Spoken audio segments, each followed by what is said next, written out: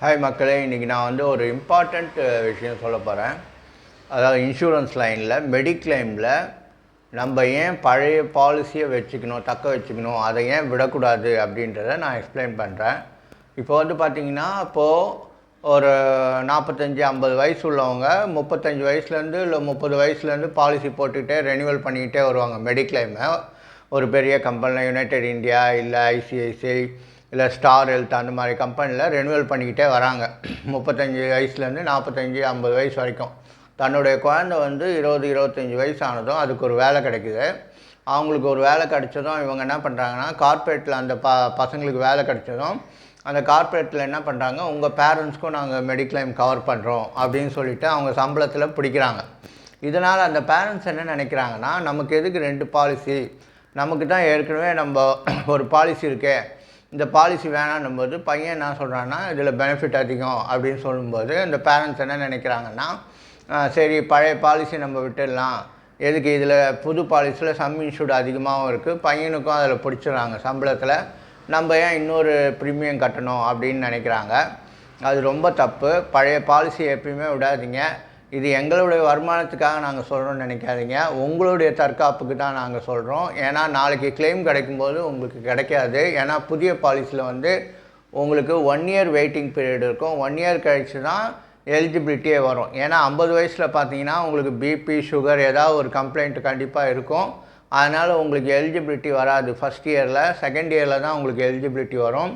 அது இல்லாமல் 2 years waiting பீரியட்னு ஒன்று இருக்குது. அதாவது கேட்ராக்டு, ஹைட்ரஸல், டான்ஸ்லஸ் இந்த மாதிரி டிசீஸ்க்கெலாம் பார்த்திங்கன்னா உங்களுக்கு ப்ரீ எக்ஸிஸ்டிங் இருக்கோ இல்லையோ 2 இயர்ஸ் வெயிட்டிங் பீரியட் புது பாலிசியில் இருக்கும். இதே நீங்கள் பழைய பாலிசி 10 வருஷமாக 15 வருஷமாக ரெனியூவல் பண்ணிட்டு வரும்போது எல்லா எலிஜிபிலிட்டியும் உங்களுக்கு இருக்குது. அப்படி இருக்கும்போது அந்த பாலிசியை ஏன் விடாதீங்க. இந்த பாலிசி ஏன் விடக்கூடாது அப்படின்னு நான் சொல்ல வரேன்னா, பழைய பாலிசி ஏன் தக்க வச்சுக்கணுன்னா, இது வந்து புது பாலிசி வந்து உங்களுக்கு 1 இயர்க்கு வெயிட்டிங் பீரியட். அது மட்டும் இல்லாமல் பாயிண்ட் 1 பாயிண்ட் 2 என்ன ஆகுன்னா, பையன் வேறு வேலைக்கு போவான். ஒரு கம்பெனிலேருந்து இன்னொரு கம்பெனிக்கு ஜம்ப் ஆகும்போது என்ன ஆகிடும்னா, இந்த புது பாலிசி கேன்சல் ஆகிடும், அவனுக்கே கூட கேன்சல் ஆகிடும். அதனால் பேரண்ட்ஸ்க்கும் கவர் இருக்காது. திரும்ப அவன் புது கம்பெனிக்கு போகும்போது புது இன்சூரன்ஸ் கம்பெனியில் தான் அவன் வந்து ரெனியூவல் பண்ண முடியாது அந்த பழைய பாலிசி. ஸோ அவங்க புது கம்பெனியில் தான் போட்டு கொடுக்க போகிறாங்க ப்ரீமியம், அதாவது இன்சூரன்ஸ், மெடிக்ளைம் இன்சூரன்ஸ். அப்போ அகைன் பேரண்ட்ஸ் கவர் ஆகும். ஆனால் என்ன ஆகும்னா, அகைன் வெயிட்டிங் பீரியட் 1 இயர் ஆகும். அப்போது இன் பிட்வீனில் உங்களுக்கு கிளைம் வந்தால் கண்டிப்பாக கிடைக்காது.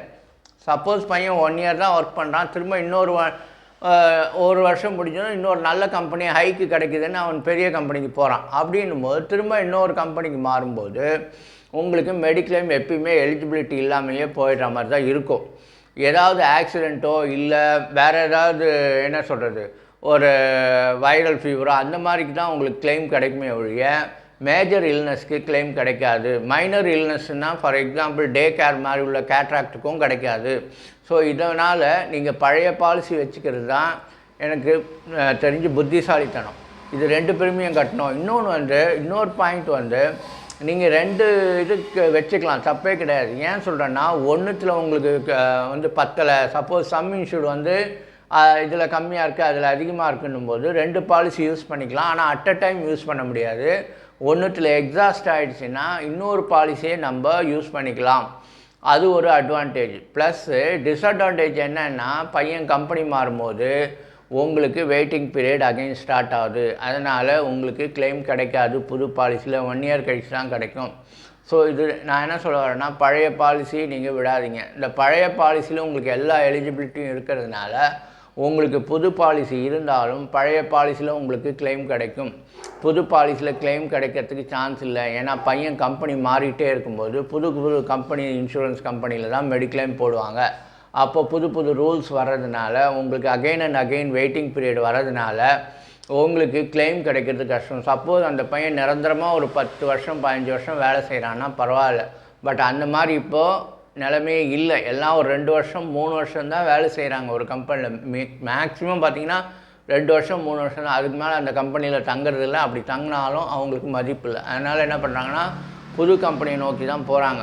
அது இல்லாமல் இவங்களுக்கு வந்து சப்போஸ் அவங்க ஐடியில் வேலை செய்கிறாங்கன்னா அவங்க அப்ராடுக்கே அவங்களுக்கு சான்ஸ் கிடைக்குது. யூஎஸ் அந்த மாதிரி, லண்டன் அந்த மாதிரி போயிடுறாங்க. போகும்போது பார்த்திங்கன்னா சுத்தமாக பாலிசி இங்கே உங்களுக்கு கிடையவே கிடையாது. அவன் அப்ராடில் போடுற கம்பெனிக்கு அவனுக்கு தான் எலிஜிபிள், பேரண்ட்ஸுக்கு எலிஜிபிள் வராது. ஒரு சில கம்பெனியில் தான் வருது. எல்லா கம்பெனிலுமே பேரண்ட்ஸ்க்கு ஃபாரினில் போடுற பாலிசிக்கு எலிஜிபிள் வராது.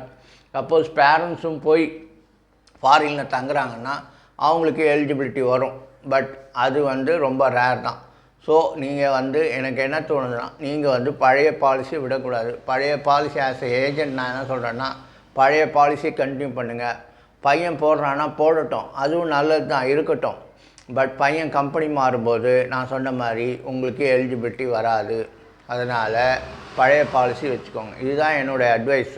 இது ஃபஸ்ட்டு பாயிண்ட் என்ன சொன்னேன்னா, உங்களுக்கு எலிஜிபிலிட்டி போயிடும். செகண்ட் பாயிண்ட் என்ன சொன்னேன்னா, உங்களுக்கு சப்போஸ் அவன் 2 இயர்ஸ் அந்த 3 இயர்ஸ் வெயிட்டிங் பீரியட் புது கம்பெனிஸ் மாறும்போது கண்டிப்பாக எலிஜிபிலிட்டி வராது. இதே பழைய கம்பெனியில் நீங்கள் 10 வருஷமாக 15 வருஷமாக போகிறதுனால உங்களுக்கு போனஸ் சேர்ந்துருக்கும். அது இல்லாமல் சம் இன்சூரன்ஸ் எல்லாம் கம்பெனியில் இன்க்ரீஸ் பண்ணுறாங்க, இதெல்லாம் கட் ஆகிடும். உங்களுக்கு திரும்ப நீங்கள் சப்போஸ் சார் எனக்கு அந்த பாலிசியை புதுப்பிக்க முடியும்னா முடியாது.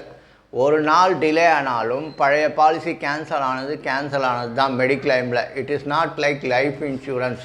இது ஜென்ரல் இன்சூரன்ஸ். லைஃப் இன்சூரன்ஸில் உங்களுக்கு 6 மாதம் கட்டலைன்னா கூட நீங்கள் ரிவைவல் பண்ணிக்கலாம். அது கூட ஸ்பெஷல் கேஸில் ரிவைவல் பண்ணிக்கலாம். அது கூட என்ன ஆகும்னா அதுவும் ஃப்ரெஷ்ஷாக போடுற மாதிரி தான்.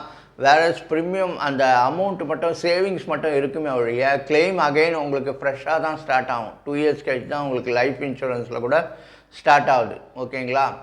வேறு மெடிக்ளைமில் ஒன்ஸ் ஃபார் ஆல் கேன்சல் ஆகிடும். ஏன்னா இது 1 இயர் கான்ட்ராக்ட். அந்த 1 இயர் கான்ட்ராக்ட் அந்த டேட்டுக்கு முன்னாடி போட்டான்னா அந்த கான்ட்ராக்ட் கண்டினியூ ஆகும்.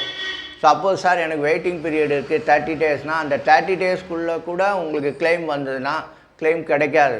அந்த 30 டேஸ்க்குள்ளே நீங்கள் ரெனிவல் பண்ணிவிட்டு அதுக்கப்புறம் கிளைம் வந்தால் தான் கிடைக்கும். ஸோ ஜென்ரல் இன்சூரன்ஸில் ரொம்ப நம்ம ஜாக்கிரதையாக இருக்கணும். நம்ம உடனே பழைய பாலிசியை கேன்சல் பண்ணிட்டு புது பாலிசிக்கு போகக்கூடாது. புது பாலிசி போர்ட்டபிலிட்டியாக இருந்தால் போகலாம். சப்போஸ் இந்த மாதிரி சன்னுக்கு வேலை கிடச்சிருச்சு, என் பொண்ணுக்கு வேலை கிடச்சிருச்சு, அதில் கவர் பண்ணுறாங்க, அதனால் அந்த ப்ரீமியம் நான் கட்டுறேன், எதுக்கு 2 ப்ரீமியம் கட்டணும், அதனால் நான் அதுலேயே சேர்ந்துக்கிறேன், இந்த பழைய பாலிசி வேணான்னு புத்திசாலித்தனமாக நினச்சி பழைய பாலிசியை கேன்சல் பண்ணாதீங்க. அது புத்திசாலித்தனம் இல்லை. அது உங்களுக்கு கிளைம் கிடைக்காது. ஏன்னா நான் சொன்னது திரும்ப அதான் சொல்கிறேன், புது கம்பெனியில் சேரும்போது புது எலிஜிபிலிட்டி, புது வெயிட்டிங் பீரியட் எல்லாமே வரும். இதுதான் என்னோடய அட்வைஸ். ஸோ பழைய பாலிசியை நீங்கள் கண்டினியூ பண்ணுங்கள். அதுதான் புத்திசாலித்தனம்.